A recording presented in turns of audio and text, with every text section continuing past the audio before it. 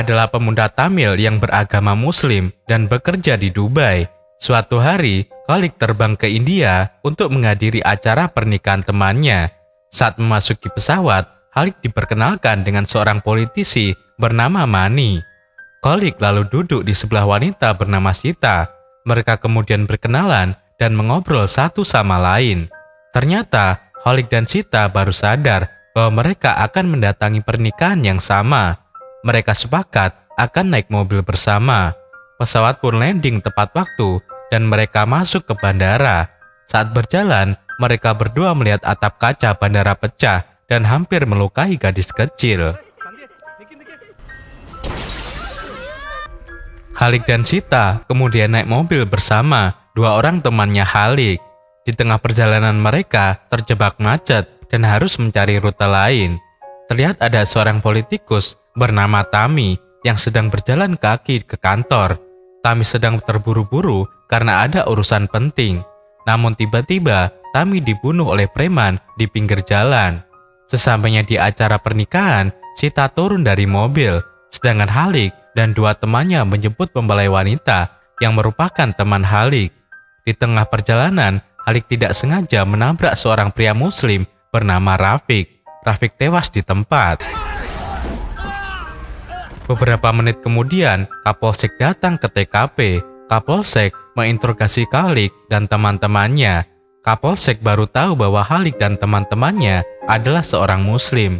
Kapolsek langsung membawa mereka berempat ke gudang kosong. Di sana, Khalid melihat Rafiq dibiarkan mati oleh kepolisian dan tidak dibawa ke rumah sakit. Kapolsek menahan teman-teman Khalid. Kapolsek lalu memaksa Khalid berganti baju dan berfoto, seakan-akan Khalid adalah seorang wartawan. Khalid tidak tahu apa maksud Kapolsek. Khalid hanya menurut saja perintah Kapolsek. Di gudang itu, Khalid juga melihat seorang ibu Muslim yang juga ditahan di sana. Setelah ganti baju dan berfoto, Khalid diantar ke acara kampanye Perdana Menteri yang merupakan agama Hindu. Kampanye itu diadakan di kawasan orang-orang yang beragama Hindu. Khalid juga diberi ID card dan tas. Khalid diperintahkan masuk ke dalam kerumunan tanpa diperiksa. Setelah masuk dalam kerumunan, Khalid diperintahkan untuk membuka tasnya dan mengambil pistol. Khalid disuruh mengarahkan pistol itu ke Perdana Menteri. Khalid baru sadar bahwa dirinya sedang dijebak. Khalid tidak mau melakukan itu, namun Kapolsek mengancam akan membunuh teman-teman Khalid jika Khalid tidak patuh. Karena Khalid menolak, Kapolsek langsung menembak teman Khalid. Akhirnya dengan terpaksa, Khalid sambil menangis mengarahkan pistol itu ke Perdana Menteri. Tetapi Khalid tidak melepaskan tembakan. Namun tiba-tiba Perdana Menteri ditembak orang lain. Mendengar suara tembakan, orang-orang lari berhamburan. Khalid tidak merasa telah menembak pistol, tapi Perdana Menteri tewas tertembak. Kepolisian langsung memberondong peluru kepada Khalid.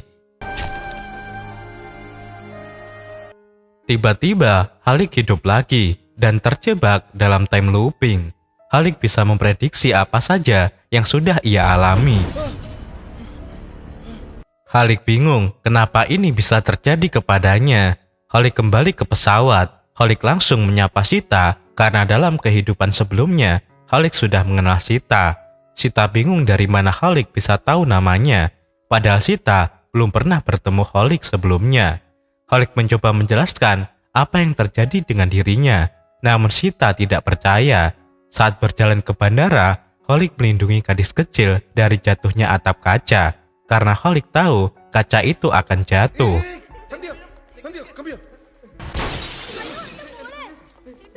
Disinilah Sita baru percaya dengan time looping yang dialami Khalid.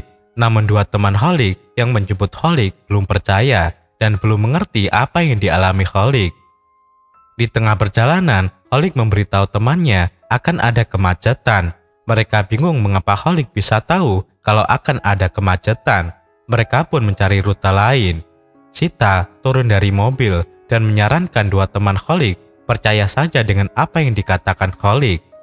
Khalid kemudian menyetir mobil dan menjemput mempelai wanita. Di tengah perjalanan, Khalid berhenti sejenak dan mengatakan kepada dua temannya bahwa sebentar lagi ada seorang lelaki bernama Rafiq. Dan ternyata benar apa yang dikatakan oleh Khalid.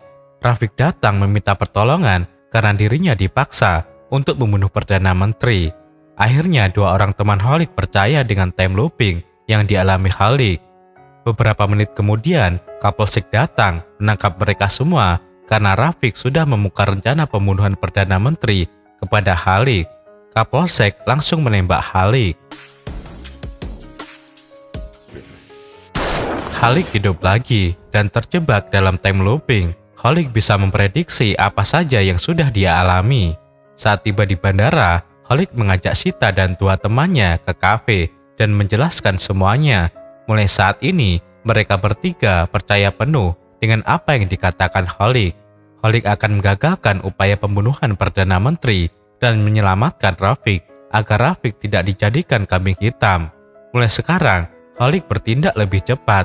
Saat di bandara, Khalid menyelamatkan gadis kecil dan langsung menyebut mempelai wanita melalui rute lain.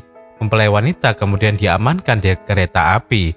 Khalid terus berpikir keras agar bisa menggagalkan upaya pembunuhan Perdana Menteri.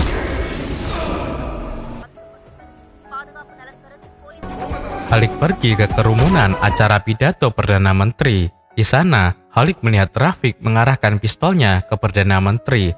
Khalid langsung membawa Rafiq keluar dari kerumunan dan Perdana Menteri ditembak orang lain. Khalid melihat sekeliling dan ternyata kameramen yang berada di atas adalah penembak jitu yang merupakan eksekutor pembunuhan. Saat Khalid berusaha menyelamatkan Rafiq, mereka dihadang Kapolsek. Khalid pun membongkar semua upaya Kapolsek membunuh Perdana Menteri. Kapolsek kaget karena Khalid mengetahui semua rencananya. Tanpa basa-basi, Khalid langsung merebut pistol Kapolsek dan memberondong Kapolsek. Melihat Kapolsek dibunuh, anak buah Kapolsek menembak tepat di jantung Khalid. Khalid hidup lagi dan terjebak dalam time looping. Khalid bisa memprediksi apa saja yang sudah ia alami. Kali ini, Khalid bertindak lebih cepat dan ingin mengetahui siapa dalang ini semua selain Kapolsek. Khalid langsung mendatangi kerumunan dan membiarkan Rafiq menjadi kambing hitam. Khalid fokus untuk mengejar si pembunuh bayaran. Pembunuh bayaran itu langsung masuk ke markas sebuah ormas. Di sana sudah banyak disiapkan senjata tajam untuk membuat kerusuhan pasca terbunuhnya Perdana Menteri. Khalid terlibat baku hantam dengan mereka semua.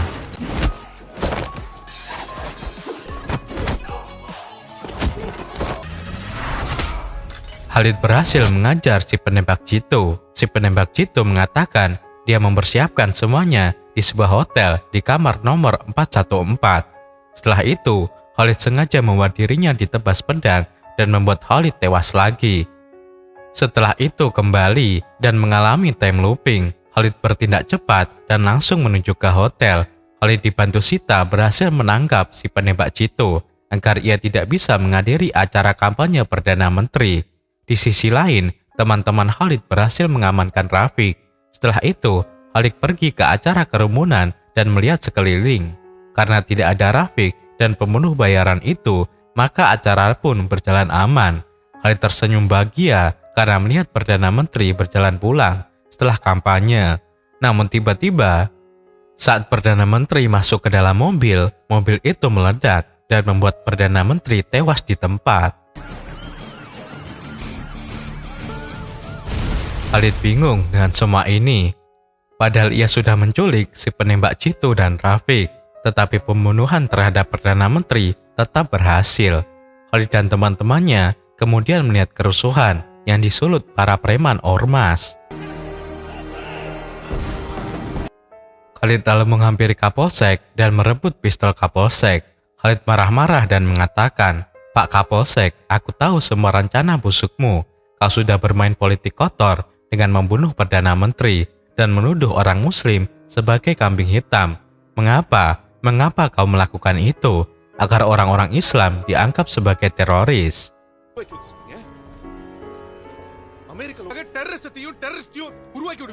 "Aku tidak akan membiarkan hal itu terjadi. Aku akan menghentikanmu. Khalid lalu menembak kepalanya sendiri. Khalid pun hidup lagi dan terjebak dalam time looping. Tapi ternyata saat Khalid tewas dan hidup kembali untuk menyelamatkan Rafiq, Khalid pernah menembak mati Kapolsek. Ternyata saat itulah Kapolsek juga mengalami time looping.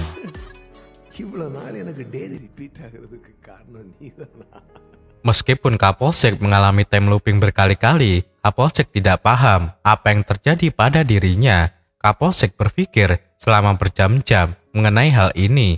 Kapolsek lalu mengingat-ingat lagi apa yang terjadi, mulai dari ia merencanakan pembunuhan Perdana Menteri, bertemu preman ormas, penembak jitu, memantau Rafiq yang bersiap-siap melakukan aba-aba sesuai arahannya, hingga meletakkan bom di mobil Perdana Menteri. Setelah beberapa kematian yang dialami Kapolsek, akhirnya Kapolsek sadar bahwa Kapolsek berhasil meletakkan bom di mobil Perdana Menteri. Namun ada seorang pemuda Muslim bernama Khalid yang tahu semua rencana Kapolsek dan mencoba menggagalkan rencana itu. Kapolsek akhirnya tahu bahwa Khalid adalah penghalangnya dalam upaya pembunuhan Perdana Menteri. Tetapi Khalid belum tahu bahwa Kapolsek juga mengalami time looping. Kapolsek senang ia mengalami time looping karena dengan begitu ia juga bisa memprediksi waktu seperti Khalid. Kapolsek yang sudah hidup kembali dan mengalami time looping pergi menemui otak pembunuhan Perdana Menteri yang tidak lain merupakan petinggi partai. Ia bernama Taman. Taman melakukan itu semua bersama Kapolsek agar Taman bisa menjadi Perdana Menteri dan Kapolsek bisa menjadi Kapolri. Kapolsek menjelaskan tentang time looping yang dialaminya kepada Taman. Taman menyuruh Kapolsek untuk membunuh Khalid, namun Kapolsek menolak keras karena jika Khalid mati lagi dan mengalami time looping, Khalid bisa memprediksi apa saja yang sudah dia alami. Khalid akan selangkah lebih maju dari Kapolsek. Khalid bisa menggagalkan upaya pembunuhan Perdana Menteri. Meskipun begitu, Kapolsek tidak takut kepada Khalid. Kapolsek justru akan menantang Khalid. Khalid yang sudah tahu rencana Kapolsek akan mengebom mobil Perdana Menteri, menyusun rencana cerdas, dan pergi ke gudang kosong terlebih dahulu. Khalid membebaskan ibu kandung Rafiq dan menyuruh ibu kandung Rafiq membuat video pernyataan mengenai rencana busuk Kapolsek yang ingin mengkambing hitamkan Rafiq.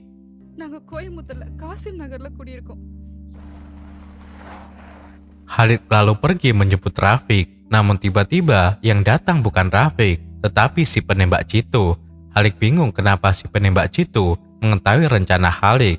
Ternyata ini adalah rencana Kapolsek yang ingin bertindak satu langkah di depan Khalid.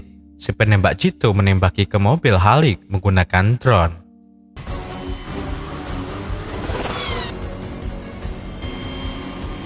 Khalid berhasil meloloskan diri. Khalid lalu pergi ke acara kampanye Perdana Menteri. Di sana, Kapolsek berhasil meledakkan mobil Perdana Menteri. Kapolsek kemudian menemui Khalid. Kapolsek mengatakan, "Khalid, kau kira hanya kau yang mengalami time looping. Aku juga mengalaminya, Khalid. Saat aku mati, aku akan berada satu langkah di depanmu. Jika kau berhasil menyelamatkan Rafiq dan menggagalkan penembak jitu, aku akan tetap meledakkan mobil Perdana Menteri. Yang jelas, rencana ini harus berhasil dan orang-orang Muslim harus menjadi kambing hitam dan kau tidak usah baper dalam hal ini." Pemberitaan ini hanya viral beberapa hari saja. Setelah itu, orang-orang akan beraktivitas normal, kembali seperti bekerja, memasak, dan lain-lain.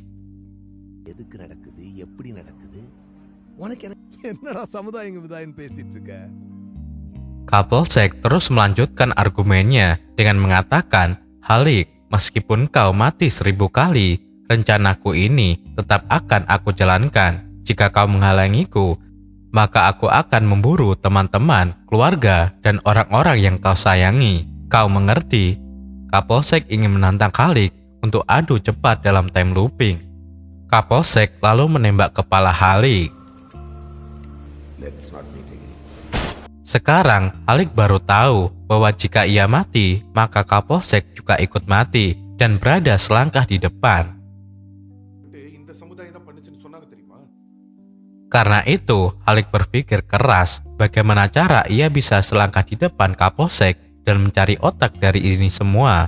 Halik ingin tahu siapa orang yang ingin menggantikan posisi Perdana Menteri. Akhirnya, Halik menemukan cara. Halik teringat ia berkenalan dengan seorang politikus bernama Mani saat berada di dalam pesawat. Halik, Sita, dan kedua teman Halik menemui Mani dan memberitahukan rencana pembunuhan Perdana Menteri. Dan ternyata di sana ada teman yang mendengar semua perkataan Halik. Halik belum tahu bahwa Taman adalah otak pembunuhan ini. Taman langsung menangkap lalu menyandera Halik dan ketiga temannya. Di sana, Taman bercerita bahwa ia sudah lama terobsesi ingin menjadi Perdana Menteri. Taman juga mengajak Tami untuk membunuh Perdana Menteri, tetapi Tami menolak. Tami berusaha memberitahu rencana busuk Taman kepada Perdana Menteri. Namun Taman berhasil membunuh Tami terlebih dahulu. Taman lalu mengajak Kapolsek untuk membunuh Perdana Menteri. Beberapa menit kemudian, Kapolsek datang menghampiri mereka semua. Taman berusaha membunuh Halik, namun dilarang oleh Kapolsek. Kapolsek mengatakan kepada Taman, "Pak Taman, kita harus membuat Halik tetap hidup sampai kita berhasil membunuh Perdana Menteri nanti malam." Taman setuju dengan ide Kapolsek. Taman lalu keluar ruangan. Kapolsek ingin membuat Halik menderita. Kapolsek duduk persis di depan Halik, lalu menembak salah satu teman Halik. Seketika itu, Halik menangis terseduh-seduh. Kapolsek kemudian menyekap Halik di sana dalam keadaan hidup-hidup. Karena Kapolsek tahu Halik tidak boleh mati dahulu sampai Perdana Menteri terbunuh nanti malam. Setelah Perdana Menteri terbunuh, Kapolsek berencana memenjarakan Halik hidup-hidup. Halik berpikir keras bagaimana cara agar ia bisa mati terlebih dahulu sebelum Perdana Menteri dibunuh. Halik menyuruh Sita mendekatkan paku besar ke arahnya. Halik kemudian menjatuhkan kepalanya sendiri ke arah paku. Karena Halik tewas, Kapolsek pun ikut tewas. Saat Kapolsek terbangun dan mengalami time looping, Kapolsek emosi karena rencananya membunuh Perdana Menteri gagal lagi. Halik hidup kembali dan mengalami time looping. Halik bergerak cepat dan menemui Tami. Halik berhasil menggagalkan upaya pembunuhan Tami di pinggir jalan. Halik langsung menarik Tami ke dalam mobil. Halik berusaha menjelaskan semuanya kepada Tami tentang rencana pembunuhan Perdana Menteri. Tami bingung kenapa Halik tahu semua rencana Taman untuk membunuh Perdana Menteri. Akhirnya, Tami percaya penuh dengan Halik dan menunjukkan Halik jalan untuk bertemu Perdana Menteri. Mereka berdua naik mobil Swift merah. Kapolsek menelepon Taman bahwa upaya membunuh Tami gagal karena Tami diculik lebih dahulu oleh Halik.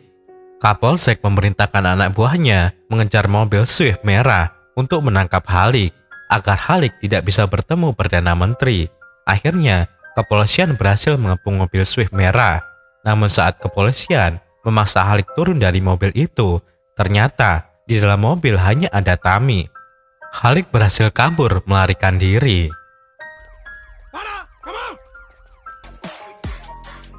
Halik naik motor dan meluncur dengan cepat ke gedung pertemuan, di mana di sana ada Perdana Menteri dan para petinggi partai. Setibanya di sana, Halik menyelinap masuk lewat belakang dan menemui Perdana Menteri secara empat mata.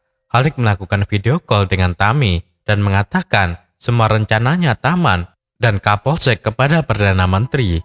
Setelah mendengar perkataan Halik, Perdana Menteri kemudian berdoa secara hikmat. Beberapa menit kemudian, Taman dan Kapolsek menghampiri Perdana Menteri. Perdana Menteri lalu berpura-pura sakit dan mengatakan ia tidak bisa menghadiri acara kampanye di kawasan orang-orang Hindu.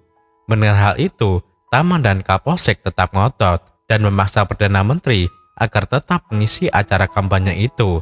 Disinilah Perdana Menteri baru percaya dengan semua perkataan Halik. Perdana Menteri mengatakan kepada Taman dan Kapolsek, "Pak Taman dan Pak Kapolsek, saya sudah tahu semua rencana kalian untuk membunuhku.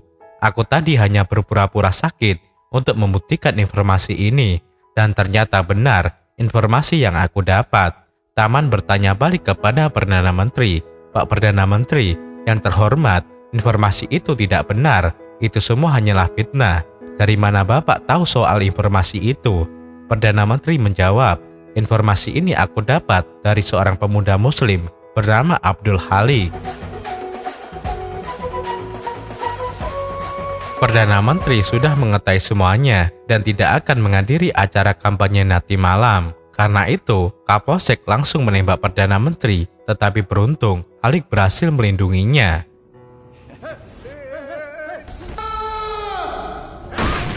Mendengar suara tembakan, security gedung dengan cepat masuk ke dalam ruangan dan memberondong peluru kepada Kapolsek. Beberapa menit kemudian, Taman tewas karena serangan jantung. Besok pagi, para menteri dan tamu menjenguk Halik di rumah sakit. Perdana Menteri mengucapkan terima kasih kepada Abdul Halik karena telah menyelamatkan negara dari perpecahan umat, dan film pun berakhir.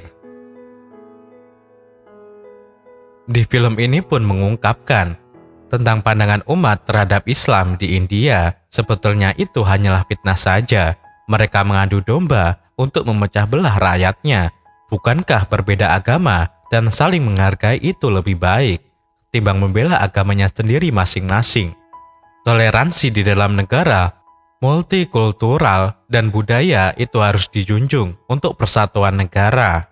Klik jempol ke atas jika kalian suka dengan video seperti ini dan berikan komentar positif kalian.